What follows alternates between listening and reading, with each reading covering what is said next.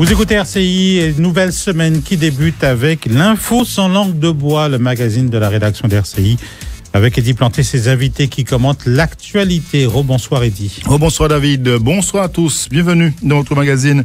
Je vous présente rapidement mes invités ce soir. Je salue Jean-Philippe Courtois, vice-président du département, maire de Capesterre-Belle-Eau. Bonsoir. Bonsoir M. Planté, bonsoir la Guadeloupe. Merci d'être avec nous ce soir. Hubert Kiaba du LCDM, bonsoir. Bonsoir M. Planté, bonsoir la Guadeloupe, bonsoir M. Courtois. On salue également Albert Dorville, ancien maire de Trois-Rivières, bonsoir.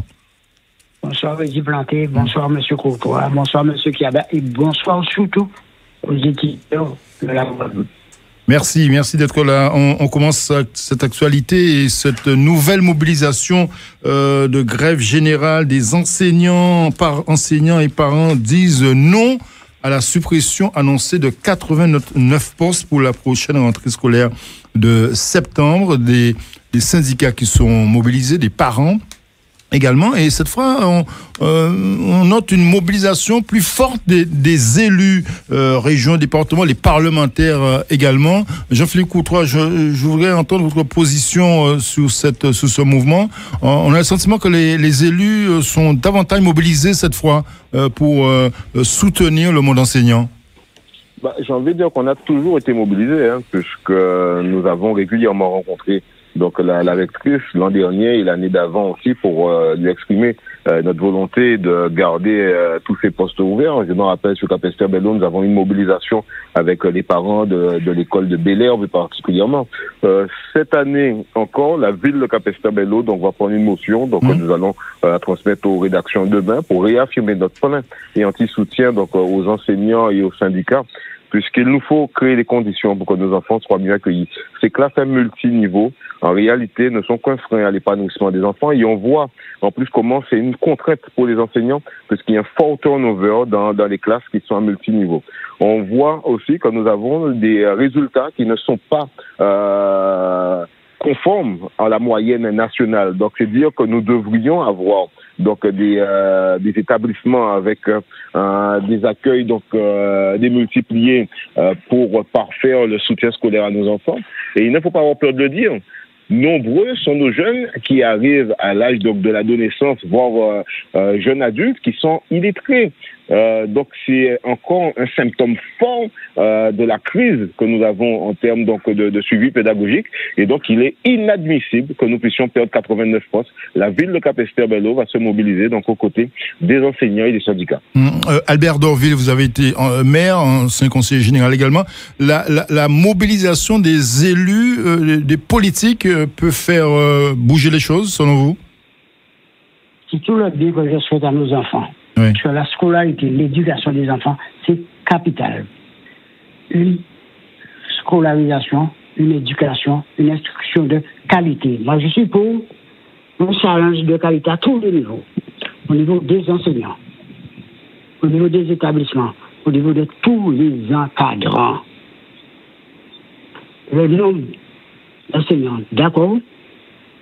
Il y a aussi, il faut dire les choses franchement. Oui. Sans état d'âme, sans tabou, il y a surtout aussi une diminution de la natalité. Donc finalement, il y a forcément moins d'élèves. Je ne m'appuie pas tellement sur ça, c'est sur la qualité. Il faut que les enseignants soient de véritables engagés, des missionnaires soucieux de l'instruction de leur enfant. Surtout que maintenant, les parents ont failli en matière d'éducation. Donc c'est encore plus difficile pour les enseignants. Mais il faut que ce soit pour eux une véritable sacerdoce. La qualité, je me répète, la qualité. Pour éviter que les enfants soient exclus et se retrouvent dans la rue après. Hubert Kiaba, ce combat des syndicats, des parents, des enseignants peut se gagner selon vous, obtenir ces 89 postes? Bon, et heureusement, j'entends M. Courtois dire que nous avons toujours été là. Et là, ça me fait me poser des questions. Malgré que nos politiques sont là, eh bien, nous avons trouvé toutes pratiquement les années, qu'à gommer comme ça. Ça veut dire que soit nous pas rien, ou alors soit parole à les politiques pas ni poids.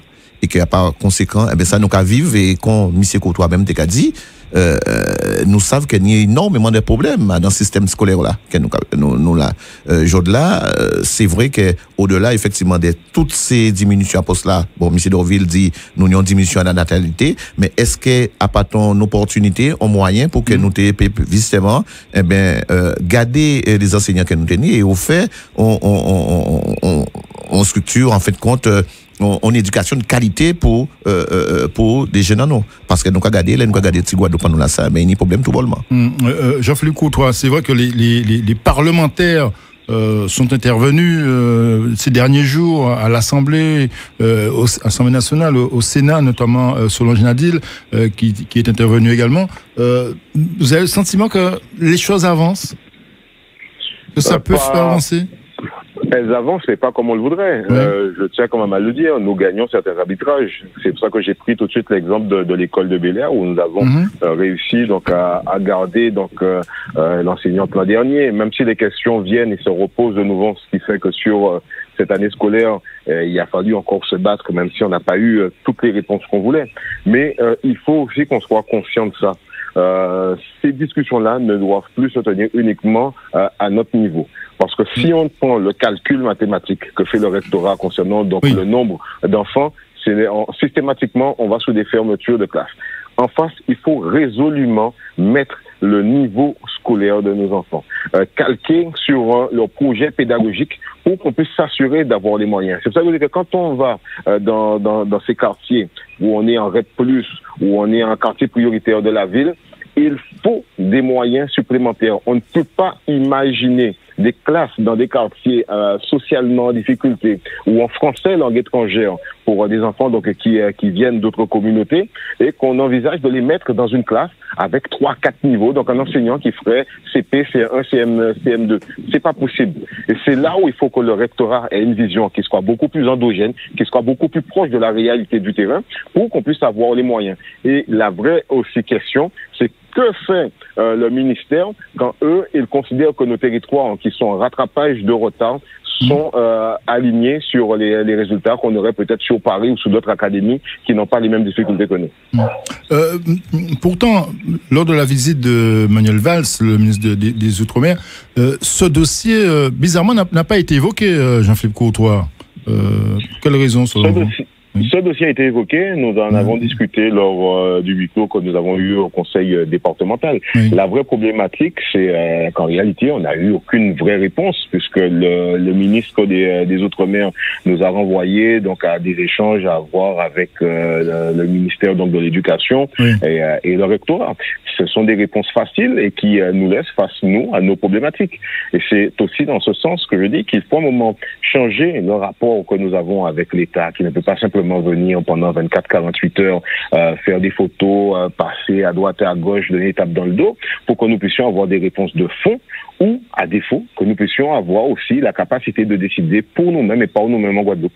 Albert Dorville, vous, l'ancien maire, qui aspire aussi à revenir au pouvoir, c'est un débat important pour un élu local.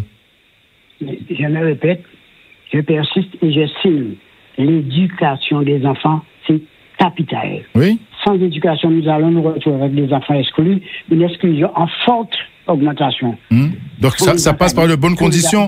Ça passe par de bonnes conditions de l'enseignement. De l'enseignement et des établissements et de tous les encadrants. Il faut des gens compétents, des gens rigoureux, de véritables missionnaires qui ont envie de faire avancer la scolarité, l'éducation et l'instruction des enfants. Pour être intransigeant à ce niveau-là. Oui. C'est sans enfants bien formés, debout, dès le plus jeune âge, mais où allons-nous? Droit dans le mur. Nous sommes déjà en plein déclin en Guadeloupe à tous les niveaux, mais sinon nous sommes arrivés au chaos. Moi, contre ça, je m'élève contre tout ça, dans tous les niveaux. Berkeba, un dernier mot sur ce thème? Mais un peu étonné parce que suite à la question qui est posée à M. Courtois qui était là aussi pour recevoir le ministre là, il dit que nous parlait de ça, qui a dit ça à Pancatimini dans huis clos. Il a parlé de ça en huis clos, mais envoyé au point l'au plaisir, mais tous les élus pratiquement, qu'à recevoir le ministre là comme il se doit. Jodla, ministre là, pas mettre mon dehors, mais Jodla, on a dit comme ça que est-ce que nous sommes capables véritablement à parler vraiment, à pas tout dire que alors que là au pouvoir, eh ben que ou qu'a dit que oui, mais monsieur Kavin des jours, mais politique nous là pourquoi? Politique nous là pour prévoir, pour justement évoquer ces problèmes-là ça en amont et dit les ministres qui viennent ici, pas viennent sous les cocotiers, pas viennent pendant des jours, mais on nous fait effectivement des rencontres pour que nous puissions changer les bitins. Alors si je de la monsieur Courtois qui a dit ça, et que les élus, et pas les élus, les enseignants qui attendent ça, eh bien, effectivement, ça veut dire que bien là, nous pessimistes tout bonnement. Jordan a dit comme ça qu'elle ouvrait, par exemple, si nous voulons parler vraiment des moyens que nous avons, faut nous commencer à être capable, à devant l'État, depuis les fait transfert à l'Étos, par exemple. Nous avons parlé les structures, les moyens. Jordan, nous voyons que l'État qui tenait gestion à ces mondes-là, ça, eh bien, on pas parler de pédagogie, on pas parler de dépit parce que pour venir à dans le lycée, faut qu'on ait monde qui travaille, faut qu'on ait des agents qui fait ouvert, qui fermé, qui balayé et tout. Et là on va être quand là ça fait combien qui budget qu'il y a les régions par exemple pour les lycées et les départements pour les collèges. Aïe. Et yo dit c'est personnalisation ça qu'on prendre. Donc jodla que c'est monsieur Kavin et yo kay parler de ça eh ben à huis clos, ça veut dire que yo peut effectivement qu'à comprendre et ça pas normal que chaque année eh ben les enseignants eh ben yo obligé effectivement mettre de bout en plus des problèmes qui qu'a posé eh ben pour que yo peut effectivement essayer tenter de dire non nous veut pas diminution à poste l'autre jour c'était Marie Galante quand il est là c'est pas là mais ça va passer tout de côté. Non, je tu m'excuseras, mais c'est pour ça qu'on a un vrai souci dans ce pays-là. On élit des élus et après, on veut pouvoir faire à leur place.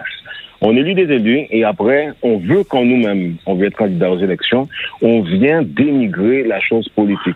Un huis clos, c'est simplement une réunion qui ne se tient pas sur la place publique. Ça ne veut pas dire pour autant qu'il n'y a pas une information, qu'il n'y a pas un retour qui est fait à la population. La question a été évoquée de la même manière on a parlé du CHU, de la même manière on a parlé de la sécurité, de la même manière on a parlé des autres compétences du conseil départemental. C'est simplement qu'il s'agit là d'un cadre où tu es dans une salle, où tu es enfermé avec un ministre pour pouvoir discuter avec lui de ces dossiers-là. Derrière, soit on vient pouvoir informer la population et lui rappeler aussi quelles sont les prérogatives d'un conseiller départemental, d'un conseiller régional, d'un conseiller municipal, pour que chacun sache où il est, quelles sont ses compétences et qu'est-ce qu'il peut faire, et derrière aussi, quelles sont les compétences d'un ministre, d'un gouvernement et d'un chef d'État. À partir de ça, que chacun joue sa partition et que nous, élus, syndicats, représentants de la population, qu'on fasse bloc pour pouvoir défendre les intérêts de la population. Mais s'il s'agit à chaque fois de pouvoir nous tirer entre les pattes entre nous-mêmes, faire des clivages, les élus pas bons, c'est là qui a parlé fort à gagner là, tu m'excuseras, mais je pense pas que le pays va avancer comme ça. Mais excuse-moi, ça veut dire que monsieur Planté n'est pas journaliste parce qu'il vous dit qu'il me semble qu'on n'a pas parlé effectivement de cela. Donc ça veut dire que même si la réunion se fait en huis clos, Jean-Philippe, mais il y a un rendu après, et si c'est un problème qui se pose véritablement. En fait, il a dit, Manuel Valls a renvoyé sous son ministre de l'Éducation nationale, c'est ça, Jean-Philippe Courtois, dans la discussion. Oui.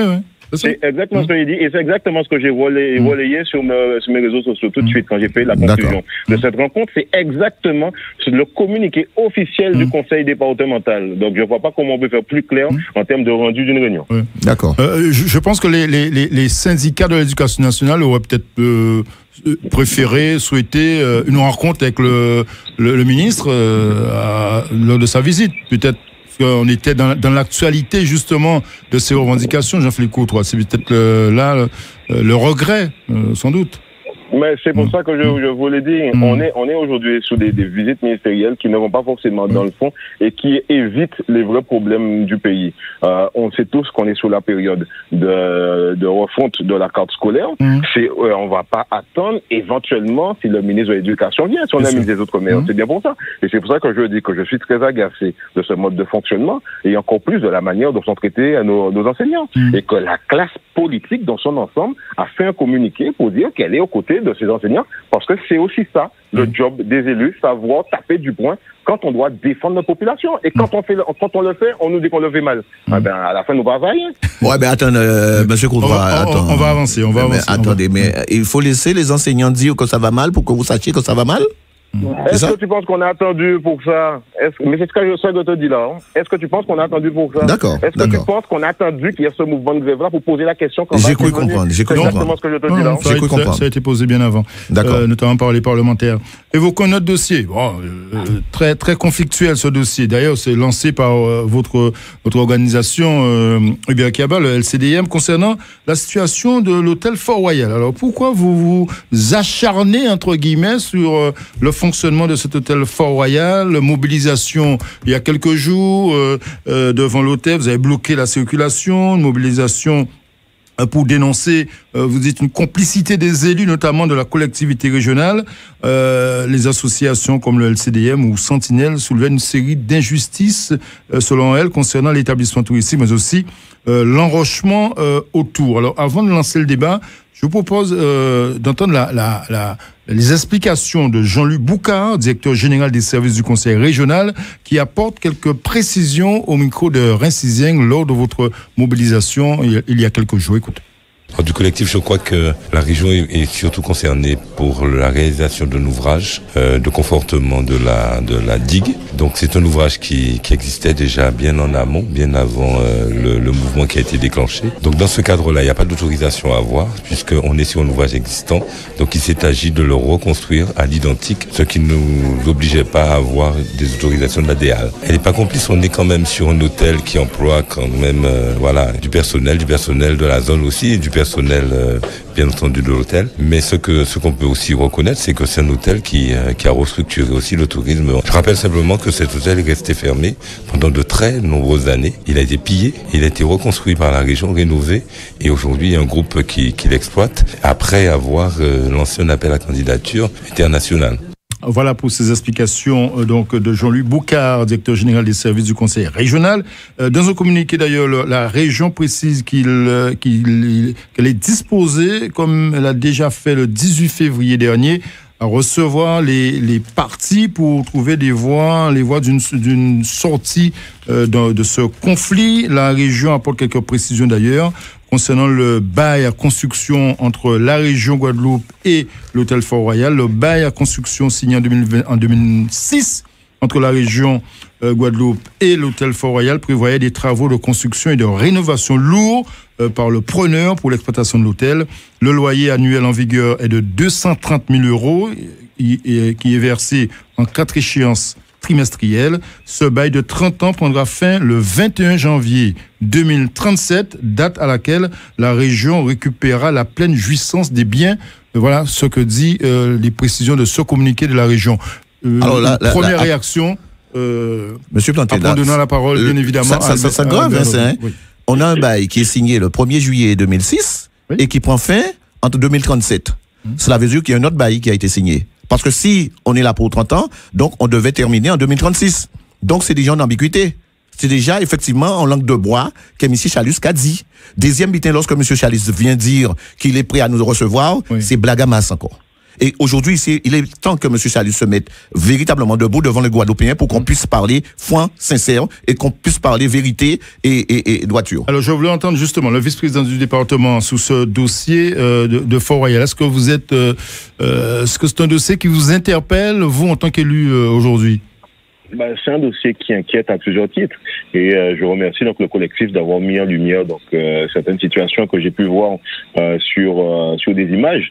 Déjà le non-respect donc de l'environnement, l'évacuation donc des eaux usées, la forêt domaniale qui a été coupée. Je pense que ne serait-ce que sur ces points-là, il est nécessaire que les gérants puissent nous répondre. Alors, Jean-Philippe Courtois, sur la pollution par les eaux usées, la région apporte quelques précisions également. Elle explique que l'unité Fort-Royal dispose d'une station d'épuration avec 2 lignes de traitement, station conforme aux normes environnementales. Oui. Elle a été remise au niveau fin 2024 avec un financement de l'Office de l'eau. Et elle traite la totalité donc des influents de l'hôtel et selon les normes en vigueur. Et pour les eaux usées extérieures constatées à l'entrée de l'hôtel, ça proviendrait des lotissements voisins qui sont raccordés à une station d'épuration du SMGAG hors service.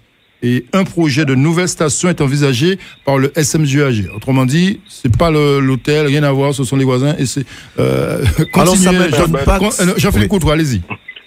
Tant mieux s'il s'agit donc d'une situation, mais il est nécessaire dans ce cas-là que le SMUAG se saisisse rapidement, puisque nous sommes quand même sur un site qui accueille du public, que ce soit des touristes, mais aussi des locaux qui vont se baigner, sans compter l'atteinte qu'il y a à l'environnement. Après, sur le fonctionnement aussi de la structure, il faut qu'on arrive donc à clarifier un petit peu donc l'espace qui est laissé à la formation donc de nos jeunes. Une fois que tout ça est clarifié, pour moi, la structure donc peut poursuivre, mais il faut qu'on puisse nous répondre au moins sur ces points-là, de manière à pouvoir pacifier la relation qu'il y a donc avec les habitants.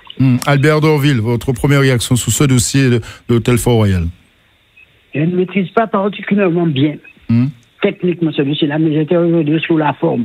Je n'arrive pas à comprendre que sur de gros problèmes, de nombreux problèmes en Guadeloupe, ça soit Hubert qui interpelle les élus. Les élus, ils sont sur leur territoire. Ils savent qu'il y a bien pareil dans l'hôtel-là. Ils savent que c'est droit à faire bien pareil. Mais pourquoi ils n'ont même pas anticipé, crier Hubert qui avait tous les partenaires et régler les problèmes? C'est pas normal. Quand il aura fait la réussite, il aura dormi, le bon sommeil. Mais non. Quand tu es responsable, il faut que tu sois un véritable citoyen avec une énorme conscience de responsabilité envers vous-même, envers autrui, et surtout envers la collectivité là, qui a une gestion là. Là, dans la forme, on va penser ces élus-là, on peut dire que vous condamnez à 100%, mais non. Il faut remettre en question. Il y a un mot qu'on appelle l'anticipation, prévention, dialogue, communiquer, expliquer, faire de la pédagogie, dire la vérité. Mais c'est pas le cas de ma chef, frère. Il laisse pourrir la situation et c'est Hubert ou bien d'autres qui cassent sollicité. Et non, c'est pas normal. C'est le monde à l'envers. Hubert Kabia, vous dites au LCDM que la région finance de manière assez importante justement l'hôtel Fort-Royal par rapport à ce bail. Et en même temps, vous dites sans contrepartie. Mais au-delà de ça, c'est en pitibitin, ça, Eddy Planté. Ce qui est grave dans l'hôtel, c'est le détournement véritablement des fonds publics qui existent véritablement, vraiment. Aujourd'hui, comment on peut comprendre je viens sur la station d'épuration, qu'on est en train de dire qu'il y a une station financée par les fonds publics, et aujourd'hui, Madame le maire de Déhier est en train de dire que des excréments sont en train de tomber devant l'entrée de l'hôtel et que le directeur de l'hôtel refuse qu'on mette les effluents effectivement de Bavant branchés sous cette station d'épuration. Est-ce que c'est une station d'épuration qui est réservée exclusivement pour les excréments de touristes, pour caca touristes, et qu'il faut pas que t'as nous mélanger éveil? Ou comment on peut accepter, alors qu'il y a un réel problème de santé publique qui se passe, eh bien qu'on peut accepter que les excréments, eh bien on le préfère dans la nature, on le préfère sur la mer que de le brancher, même en attente d'une résolution de la mise en place d'une station de traitement. Ouais. Au-delà effectivement de ça, ce qui se passe est grave. Aujourd'hui, tout le monde le sait. On dit, M. Mathiazin l'a dit l'autre jour, l'hôtel a été racheté par M. Proto. M. Proto a été à la région de 86 à 92. Aujourd'hui, j'entends effectivement que la société Village Hôtel Vacances a racheté l'hôtel en 1987. D'accord? Et avec un notaire qui a fait cette vente-là, écoutez bien, la société Village Hôtel Vacances en Guadeloupe vend cet hôtel-là à l'association Aquitaine Internationale, pendant la période où était M. Proto.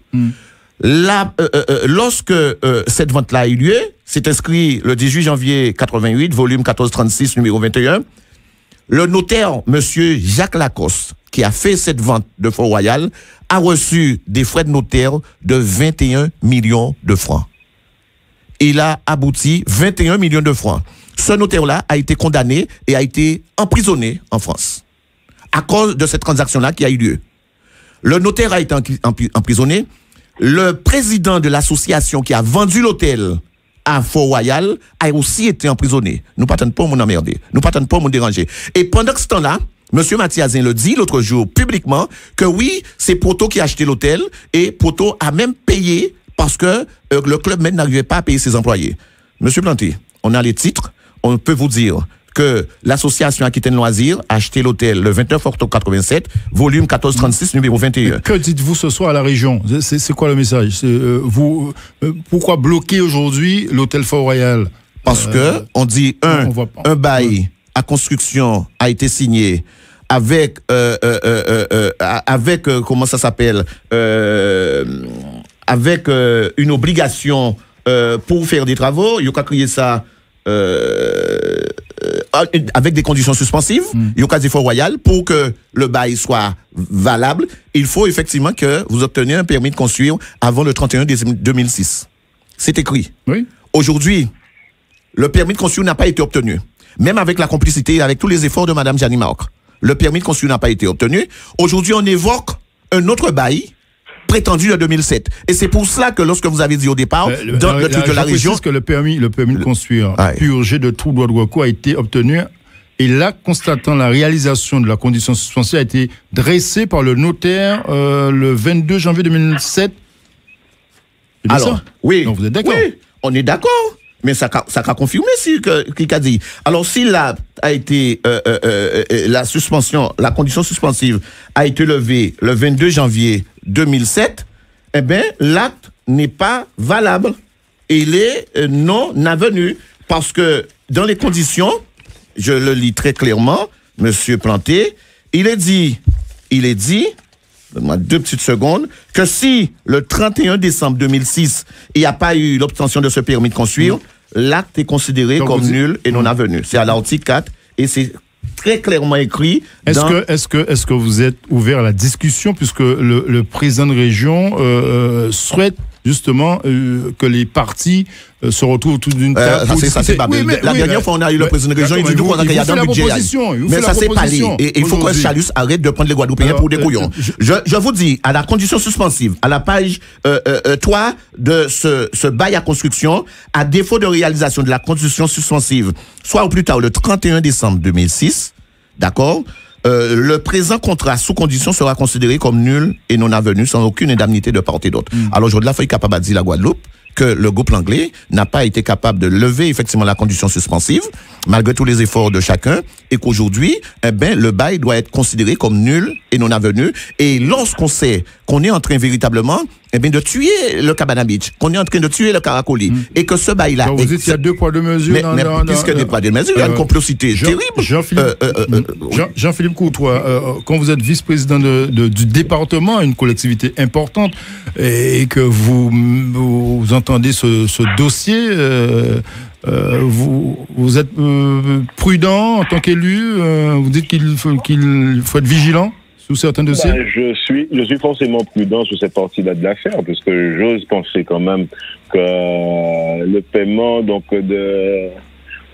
il faut pouvoir faire l'acquisition de cet hôtel a été dans les règles, donc c'est-à-dire qu'il y a des actes notariés et autres qui sont bien présents, donc en temps et en heure. Je pense que le conseil régional pourra les présenter et rassurer tout le monde.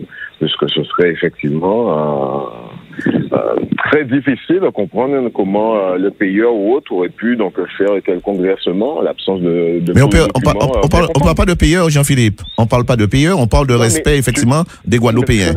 Tu parles de l'acquisition et donc. Je parle pas de l'acquisition, je dis que ce bail-là avait des conditions. Nous tous savons que le site Fort Royal coûtait, c'était un hôtel de 7 millions et nous tous savons qu'il y a eu bail pratiquement pour 0 €. D'accord. Mais Hubert Kiaba, quel est l'objectif aujourd'hui de cette mobilisation, de ces barrages aujourd'hui de l'hôtel Fort Royal? L'objectif, c'est la violation, effectivement, de tout, le paiement, effectivement, les cadeaux qui sont faits. Alors, Monsieur Chalus a oublié de dire que c'est Madame Borel qui est passée de 260 à 230 000 par un avenant en 2013. Monsieur Chalus a oublié de dire que depuis ce temps-là, il existe, alors que l'article 14 du bail à construction disait que les constructions existantes et celles à venir devront être affectées exclusivement aux usages hôteliers. Aujourd'hui, nous avons consulat dans l'hôtel. Nous avons effectivement des gens qui ont fait 4 contrats de travail en Suède et ils ont vu travail dans l'hôtel. Nous avons effectivement que la région qui est en train de payer un enrochement sans aucune autorisation administrative. Et lorsque M. Boucard dit, ouais, mais il y avait déjà un enrochement, effectivement, je lui montre à M. Bouffard qu'un arrêté du préfet 2016 numéro 35 DAL qui a été signé et qui dit clairement que ce n'est pas un enrochement qui avait été autorisé. Eh bien, c'était simplement en 2016, c'était un boudin géotextile qu'il devait mettre dans la mer pour empêcher que ces vagues-là viennent tirer bikini, déshabiller ces touristes-là. Et aujourd'hui, Ils ont fait un enrochement sans aucune autorisation de l'ADIAL, sans aucune autorisation de l'Observatoire Amandiflo, sans aucune autorisation du Parc National, sans aucune autorisation de l'ONF, et ils l'ont fait en 2016 et ils le refont encore maintenant. Donc, mais c'est des détournements de fonds qui là. Est-ce que LCD m'a porté plainte ou dans ce dossier ou pas? Nous sommes en train, effectivement, avec nos juristes, de regarder comment nous pouvons faire. Parce que c'est très facile de dire de porter plainte, mais il faut déjà, dans un premier temps, avoir qualité à agir. Parce que nous ne portons pas plainte pour porter plainte après ça, laisser bitin là, et de faire un enterrement première classe pour des affaires comme ça. Aujourd'hui, ce qui se passe à Fort-Royal est grave. Donc la mobilisation continue. Plus que jamais. D'autant plus que lorsque nous voyons un préfet qui ne lève pas le petit doigt, alors qu'un document a été signé en 2016, et qu'aujourd'hui on fait ça sur le littoral, alors qu'on va chercher Cabana Beach, on va chercher les autres, mais on ne dit rien. Aujourd'hui, monsieur Planté, juste une dernière chose pour vous dire sur Fort-Royal. On a vu les Suédois de Fort-Royal sont venus avec un stèle, avec des croix de la franc-maçonnerie, et qu'ils mettent assis dans structure à yo. Alors que je le redis, et il y a une grande commémoration à Zamiayo demain ou le 26. Et alors que je dis que cet hôtel devait être réservé exclusivement à l'usage hôtelier, et que jour-là, ces messieurs entraient effectivement des faits en bateau, en avion, avec 96 Suédois, en pleine période où nous revendiquons ce qui est en train de se passer, en pleine période où M. Courtois doit le dire, ou doit venir au secours de Mme Jeannie Marc, parce que Mme Jeannie Marc l'a dit sur un audio, qu'on est en train de prendre la parcelle AE37, qui appartient à la commune de Deyet, et donc, ils font faire leur business et leur parking. Ce sera ma dernière question sur ce dossier, Jean-Philippe Courtois et Albert Dorville. Ce dossier devient politique aujourd'hui? Manifestement oui, puisque je crois qu'il est plus que nécessaire de pouvoir réexpliquer la stratégie et le mode d'administration de cette structure. C'est comme tout grand édifice sur le territoire doit maintenant s'imbriquer dans notre mode de fonctionnement. Moi je dirais au-delà donc de la manière donc de la génération intrinsèque, s'il y a un levier à lever, c'est un partenariat qui doit être signé assez rapidement avec le lycée hôtelier de manière à ce qu'on puisse rassurer la population sur les places d'accueil qui sont faites pour la formation, mais aussi plus durablement en termes d'emploi dans la structure. Voilà. Albert Dorville, de manière plus générale, les politiques, les élus doivent s'emparer de ce dossier. Ah oui, maintenant, il est peut-être tard, mais c'est pas grave, il n'est jamais trop tard. Ce sont eux qui devraient prendre l'initiative, mais maintenant, c'est pas la peine qu'on continue dans cette boue-là, parce que finalement, nous sommes en train de nous détruire nous-mêmes. C'est comme si nous étions branches, et nous cassions branches là. Moi, ce que je préconise, c'est prendre maintenant, j'ai dit ça à Hubert, j'ai dit ça à Richarlus, c'est s'engager dans la voie du dialogue, parler, trouver des solutions. L'Ukraine et la Russie, qu'on les refait passer dans ton temps pour trouver une solution, alors, c'est pas nous sommes en train de nous détruire. Ce que je préconise, aux Guadeloupéens, c'est qu'on se réconcilie avec nous-mêmes, avec notre pays. Nous avons détruit le pays, nous avons détruit nous. En guerre, ça. Quand Hubert s'en va, et puis on le bat directement, c'est comment c'est fait, comment c'est fait ça. L'image de la Guadeloupe est ternie. Est-ce qu'on peut dans l'état là, ça, on touriste qui en vit dans ça? En parcours. Moi, c'est un côté calme, un petit côté, il y a un havre de paix, un endroit tranquille. Mais en nous, apprendre à discuter, dialoguer en anticipant. Par anticipation, comme ça, nous réconcilier nous avec nous-mêmes et avec le pays en nous. Et la Guadeloupe qui avance à vitesse grand V vers l'avant et vers le haut. C'est ça qu'on a préconisé pour les responsables politiques et les différents partenaires. Oui. Mais c'est juste une chose, pour dire que on a choisi Suède, mais Marie-Josée Pérec a été aussi un de ceux qui a proposé de prendre l'acquisition de cet hôtel-là. Oui, je le dis, et je le dis aussi à Albert et à Jean-Philippe, que l'hôtel a été donné à une structure qui a été créée un mois avant, effectivement, cette mise à disposition, mais surtout avec un capital de 2000 €. Le groupe suédois de l'anglais a eu une société, une SNC, avec un capital de 2000 €. Tu leur donnes un bâtiment de 7 millions d'euros. Voilà. Combien de Guadeloupéens qui ont fait ça bail? Autre dossier, c'est plutôt embêtant, là. C'est cette panne informatique au CHU de Pointe de Guadeloupe, la panne informatique majeure d'ailleurs qui affecte l'hôpital depuis jeudi. Le retour à la normale envisagé initialement mercredi 26 est à cette heure différé puisque l'impact est important sous l'offre de soins Dans l'attente de la réunion, dit le communiqué du CHU, dans l'attente de la réunion de la cellule de crise aujourd'hui, décision de déclencher le plan blanc niveau 2 du plan de gestion des tensions hospitalières et des situations sanitaires exceptionnelles. Donc ça a été acté, ce plan niveau 2. Jean-Philippe Courtois, on se pose la question ce soir, le CHU est-il maudit? C'est pas possible. J'ai envie déjà d'avoir une pensée particulière pour le personnel. Oui. Parce qu'on sait qu'ils travaillent déjà dans des conditions qui sont compliquées. Si en plus l'informatique vient à sauter, c'est la prise en soin donc du malade qui est vraiment impacté, puisqu'on ne peut même pas remonter dans les archives pour certains. Et sans compter donc les autres soucis en lien avec la pharmacie et autres. C'est dire que c'est plus qu'urgent qu'on puisse terminer donc là les travaux donc du nouveau CHU pour finaliser le transfert. Vous pensez que le nouveau CHU c'est la panacée, ça va régler tout le problème? Non, pas tous les problèmes, mais j'ai envie de penser qu'on aura au moins un réseau informatique électrique qui est neuf et donc qui répondra plus à nos normes, puisqu'on le sait aussi, avec la construction du nouveau CHU, il y a eu un laisser-aller sur l'entretien donc de l'actuel, et donc tant qu'on est dedans, il y a un risque qu'on puisse se retrouver de nouveau dans une telle situation. Oui. Et pour avoir discuté avec du personnel soignant donc durant ces quelques jours, ça a été très très compliqué, et je ne leur souhaite pas de revivre ça dans les jours à venir. Oui, le personnel qui avait alerté déjà la direction sur ces problèmes informatiques. Albert Dorville, je m'adresse au docteur Dorville. Quand vous voyez que le CHU est impacté par cette panne informatique importante, que dites-vous ce soir? Là aussi, nous sommes en train d'assister à un véritable autogénocide, nous-mêmes qui détruisons. Nous avons comme habitude, nous savons très bien que pratiquement toutes les constructions, si minimes qu'elles soient, ça peut prendre du retard. Tout le monde a en tête le grand hôpital, le nouvel hôpital. Alors, qu'est-ce qu'on fait? C'est sur le nouvel hôpital que le cas oublié l'entretien ancien là. Mais l'entretien de l'ancien, où se trouvent les patients. J'ai envie de dire qu'on s'est on pense positif pour le personnel. Mais et ces patients-là, ils couchent en dedans là. Jean-Philippe. Non, j'ai aussi parlé d'eux pour leur prise en soin, tout à fait.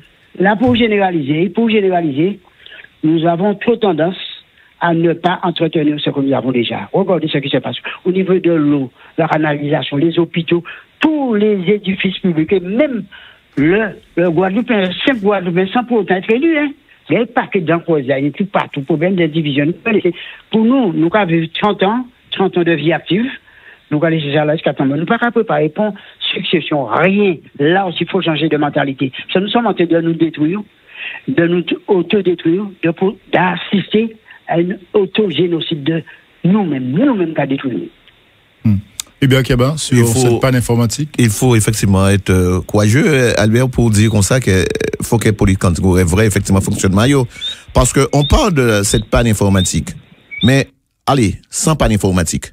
Est-ce que nos élus vont faire un petit tour au CHU sans panne informatique pour voir dans les conditions véritablement que les gens sont reçus? Alors, je tire un gros coup de chapeau effectivement pour les monde qui travaillent là, pour le personnel. Parce que personnellement, j'ai eu, il y a pas très longtemps, aller là pendant pratiquement toute la soirée, de voir comment nos enfants et qui sont là, qui travaillent là, cours depuis 19h jusqu'à 5h du matin et après, ils vont continuer. Aujourd'hui, c'est incroyable. C'est pas possible. Et lorsque je sais qu'il y a politiquement, alors je reviens encore sur la politique, malheureusement, qu'il y a un conseil d'administration, un conseil, là, avec des politiques, quand même. Alors, même si aujourd'hui les techniciens sont poussés, sont orientés vers le nouveau CHU, mais quand même, les élus qu'il a, qui a touché des indemnités,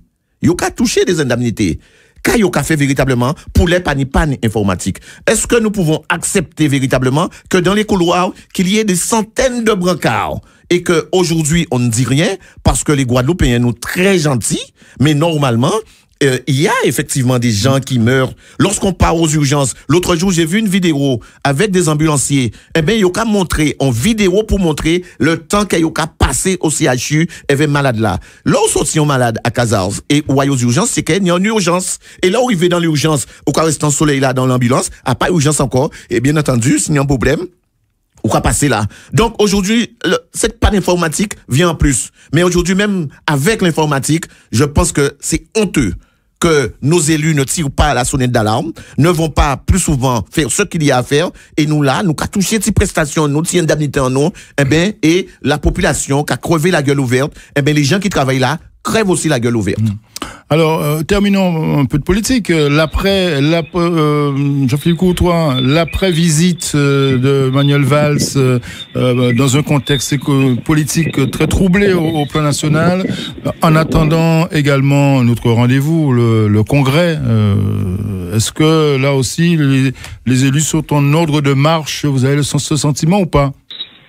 L'après-visite de Manuel Valls, c'est se rappeler, comme le dit tout à l'heure, le rapport de force qu'il faut changer. Oui. Parce que si aujourd'hui, il y a un nouveau CHU qui s'est construit, c'est parce qu'il y a des élus qui sont montés au créneau. Oui. Si aujourd'hui, on continue donc à améliorer les conditions pour le fonctionnement de la pharmacie du CHU, c'est parce qu'il y a des élus qui sont mobilisés et qui ne cessent de se faire entendre aussi lors des conseils de surveillance. Après, avec Manuel Valls, comme j'ai eu à le dire, pour ma part, je ne suis pas satisfait donc des réponses qui ont été portées. Et c'est pour ça que je suis aussi très critique dessus, parce que je suis aussi un élu responsable par rapport à la légitimité donnée par la population, mais surtout ses attentes. Et c'est dans ce cadre-là que je considère que nous devons aussi commencer à penser différemment. Penser différemment, c'est voir comment, au travers donc des évolutions institutionnelles donc du Congrès, dans quelques mois, on va pouvoir commencer à penser à la Guadeloupe par elle-même et pour elle-même, dans le cadre d'une évolution institutionnelle qui aura une loi normative pour que les Guadeloupéens puissent maintenant prendre des dispositions et ne plus attendre simplement de Paris qu'on pense à nous de temps en temps. Albert Dorville, vous avez été maire, conseiller général. Si je comprends bien, vous voulez revenir au pouvoir pour changer les choses ou pour faire quoi concrètement dans ce contexte politique? Il y a autour de moi une... On a du mal à vous entendre. Essayez de vous déplacer. Allô? Oui, allez-y. Je peux revenir, mais je ne suis pas seul. Il y a une équipe. Nous pensons travailler. C'est trop de défense.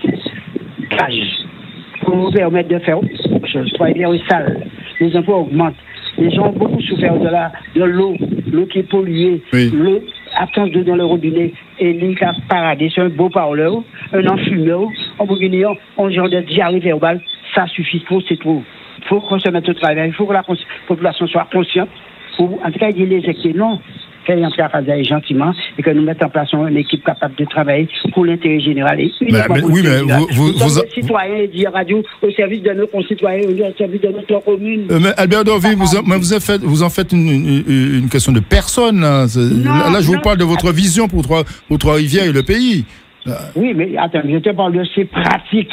C'est pratique. Les hommes, il faut des hommes de valeur maintenant. Je suis basé sur les valeurs. Il faut certes avoir une vision, il faut avoir un projet, il faut avoir de l'ambition collective, mais il faut encore aussi un nombre de valeurs. Comme monde qui par la carrière aille au détriment de l'intérêt général. Et c'est le cas de ce monsieur-là. Eh bien, quel est le mot de la fin par rapport Alors, le mot de la fin. Vous n'êtes pas un élu, mais vous avez été élu. J'ai été élu, je vois effectivement, je suis toujours, et j'ai été avant d'être élu. Je dis qu'aujourd'hui, moi, Monsieur Courtois, effectivement, je remercie les élus qui se sont battus, ils ont fait leur travail pour qu'on ait ce CHU-là. Mais maintenant, aujourd'hui, changement de statut et ci et ça, même si vous prenez indépendance, ou voilà, indépendance à l'air, et vous mettez en tête à, vous mettez qu'à gérer, des gens qui ne s'aiment pas, et qui n'aiment pas la Guadeloupe, qui n'aiment pas les gens, ça ne va rien changer. On va changer de statut, il faut effectivement changer les choses. Mais si vous parlez des mondes à graines, des mondes capables à divals, ou qu'à venir la joie de là, mais ou qu'à y fait tout l'entourage, vous tout seul. Nous peut y arriver. Et il faut être capable, lorsque ça ne va pas, regardez comment ça va mal en Guadeloupe, et on va s'asseoir avec Valls, on va prendre des petits trucs, on va faire tout ça, mais Valls pas sentir qu'il n'y a pas de problème. À la limite, s'il va aller visiter ces CHU-là, il a juste serré ces malades-là dans tous ces étages-là pour que Valls voit qu'il n'y a pas rien. Je dis, lorsque ces messieurs viennent, il faut véritablement qu'il y ait, qu'on montre à ces messieurs-là, que la Guadeloupe, ça ne va pas. Sur le plan foncier, sur le plan de l'eau, sur le plan des déchets, sur le plan du transport, et regarde ce qu'on est en train de révéler, à Fort-Royal. Parfait. Vous ne serez pas candidat aux prochaines élections? Non, pas du tout. Jean-Philippe Courtois. Oui, Albert Dorville, oui. Je voulais juste dire à l'opinion, à la population guadeloupéenne, que parole pas cuite, parole pas pour mon manger. Il nous faut maintenant des hommes et des femmes politique dans d'autres domaines, hein, dans tous les domaines, au niveau syndicaliste, au niveau société civile, des hommes debout, de bons citoyens, qui sont toujours soucieux de l'intérêt général et qui veulent être praticiens et pragmatiques. Et s'inscrire dans un slogan, vérité et pédagogie, pour conscientiser la population. Merci. Merci Jean-Philippe Courtois. Merci. Merci. Moi, j'ai envie de dire, rassemblons-nous, aimons-nous. Le message est passé. Le message est passé. Mais on s'aime, Jean-Philippe. C'est pas parce qu'on se dit les vérités qu'on ne s'aime pas. Hein. C'est bien, Hubert. Surtout, qu'on travaille ensemble pour le pays. Voilà. Jean-Philippe Courtois, en tant que conseiller départemental, vice-président du département, surtout, rassemblez-vous entre département et région. C'est déjà ça, politiquement. Oui, aimons-nous pour le pays. Ce n'est pas gagné, mais bon. Si vous voyez M. Chalus, dites-lui qu'il y a des gens qui l'attendent à Fort-Royal et comme il a prévu effectivement qu'il est... numéro, Hubert. Mais non, mais peut-être que vous voyez avant moi. Merci messieurs, merci beaucoup, merci Hubert Kiaba, Albert Dorville, Jean-Philippe Courtois, merci d'avoir participé à ce magazine. On se retrouve demain. Je vous laisse avec Jimmy Pierrot. Bonsoir Jimmy. Bonsoir Eddy. Tout va bien? C'était très animé ce soir. Oh. Ce sont les invités qui font le magazine. Oui, comme d'habitude. Vous allez saluer pour moi Hubert Kiaba. Le prochain rendez-vous, ce sera demain soir à partir de 18h30. Merci Eddy Planté.